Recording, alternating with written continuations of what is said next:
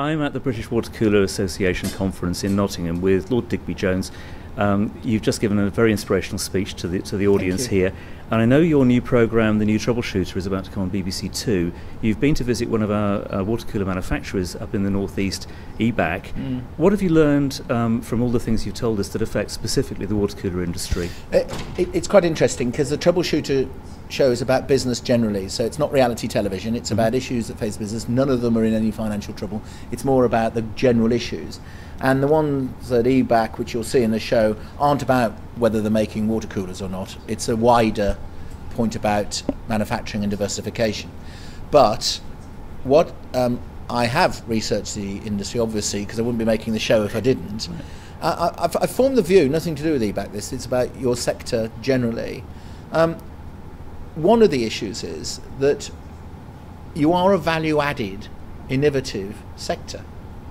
Because you're not just producing water in a plastic something and selling it to somebody. You know, the questions are, is it easy to use? Does the consumer feel confident about it and just does it in their sleep? Is the service reliable?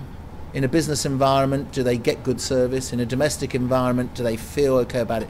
So the concept of a holistic approach to the consumer, it isn't just about water in a bottle or in a container. It's about the customer coming away feeling that value has been added for the money they've paid. Now that is, the good ones will be doing it now. The not so good ones will have to sharpen up their act. Secondly, it's what's in the bottle and the container. For instance, I always have water in the car. And when I feel hungry, I actually drink water because it's a great way of filling your tummy without putting carbohydrate or sugar into it. And the concept of drinking water rather than fizzy drinks or munching something is something which we can get society getting that way. But what it has to be is there.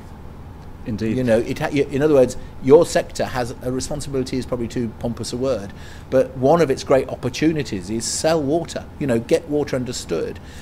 And then thirdly, the sector as a whole is a big wealth generator, employs lots of people, makes money, pays tax, builds schools and hospitals. This isn't rocket science. But just think about your market is finite in Britain, it's 62 million people.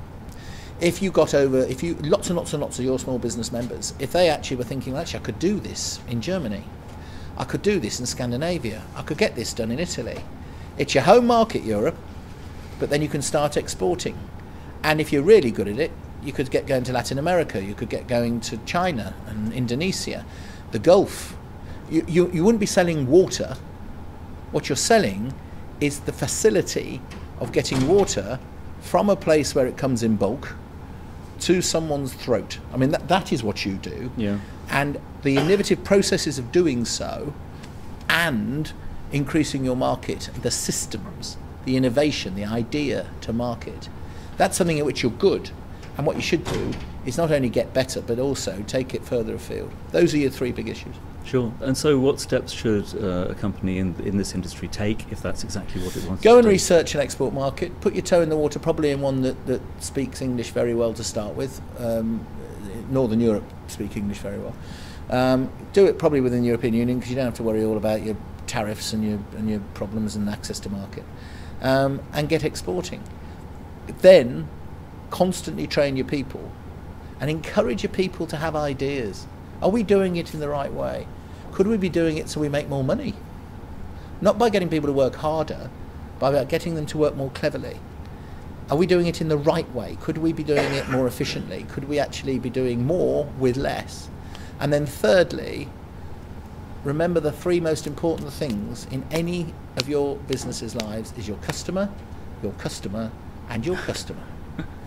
And without doubt, the customer is route one to your success. Love them to bits. It's not the water they're actually buying, it's actually the way you deliver it. And if you do that well, then the world's your oyster.